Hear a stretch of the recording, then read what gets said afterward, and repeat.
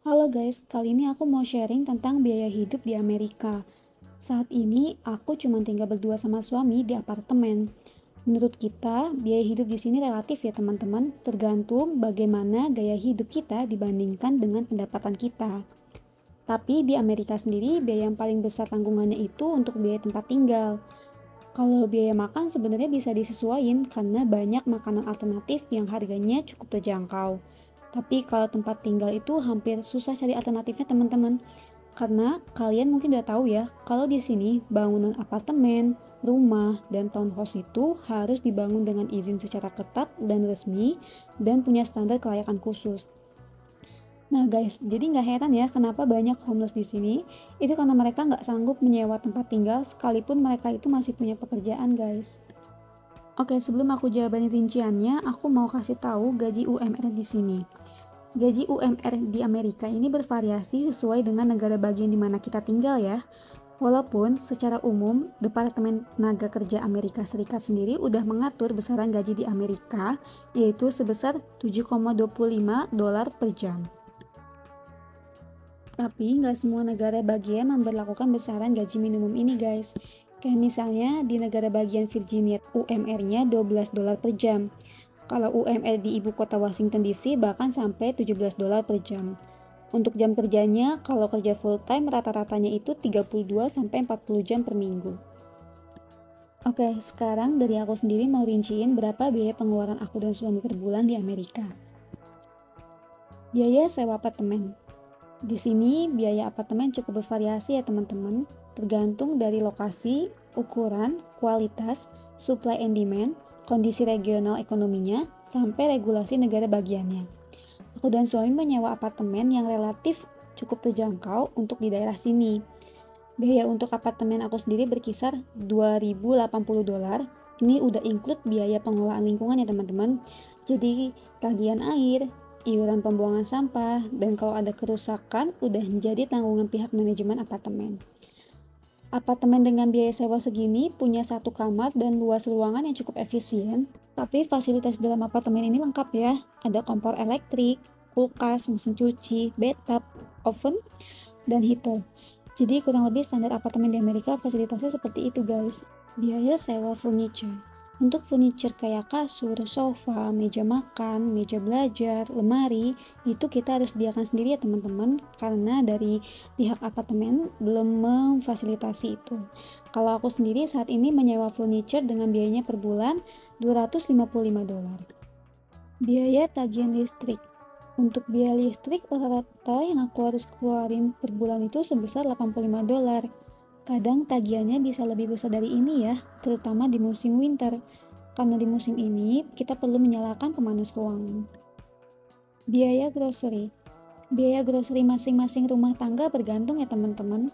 Untuk aku sendiri, total pengeluaran belanja bahan makanan dan kebutuhan lainnya sebulan itu bisa berkisar 360 dolar sampai 400 dolar, dan ini menurut aku udah saya hemat-hematnya karena kita nggak begitu banyak beli snacks dan kita selalu cari supermarket yang menawarkan produk dengan harga yang lebih murah.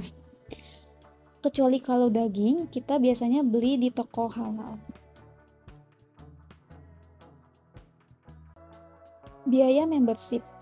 Nah, untuk membership sendiri kayak biaya wifi internet, kuota HP, Netflix, Amazon, car wash, dan lain-lain itu udah berkisar 350 dolar per bulan. Biaya asuransi mobil. Mobil di sini udah jadi bagian dari kebutuhan primer teman-teman karena adanya sistem zoning di mana supermarket, toko, dan restoran disediakan di zona khusus. Selain itu, Amerika ini juga punya musim winter yang akhirnya mau nggak mau kita harus punya mobil untuk mempermudah urusan kita. Asuransi mobil sendiri per bulannya bisa menghabiskan biaya sekitar 71 dolar. Biaya asuransi kesehatan. Ini biaya yang cukup penting ya teman-teman, karena berobat di Amerika ini cukup mahal. Makanya kita harus punya asuransi untuk mengcover kalau suatu saat kita sakit. Biaya asuransi kesehatan untuk mengcover aku dan suami itu sebesar 360 dolar per bulan. Biaya bensin. Bensin di sini rata-rata 3 dolar per galon, guys.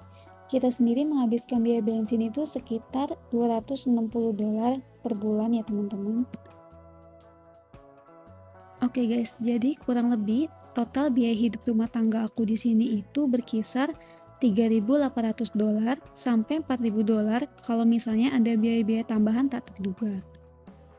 Nah, aku mau coba kalkulasiin secara kasar aja ya guys. Kalau misalnya gaji kita UMR di sini $12 dengan kerja full time 40 jam per minggu, berarti kita sebulan aja baru dapat $1.900. Dengan gaji segitu, kita bisa nutupin biaya makan, tapi belum tentu bisa menyewa apartemen guys. Makanya nggak heran banyak orang Amerika yang gajinya masih UMR di sini punya 2 kerjaan sekaligus atau mereka tinggalnya sharing apartemen guys.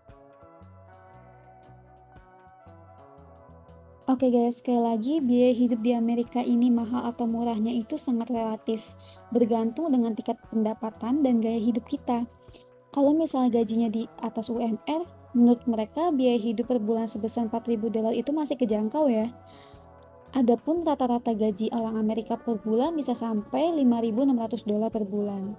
Sementara rata-rata biaya hidup mereka yang masih single itu berkisar $4.600. Dan buat mereka yang udah menikah, biaya hidupnya bisa mencapai $7.000. Jadi mau nggak mau di sini suami dan istri harus kerja untuk cukupin biaya hidup mereka.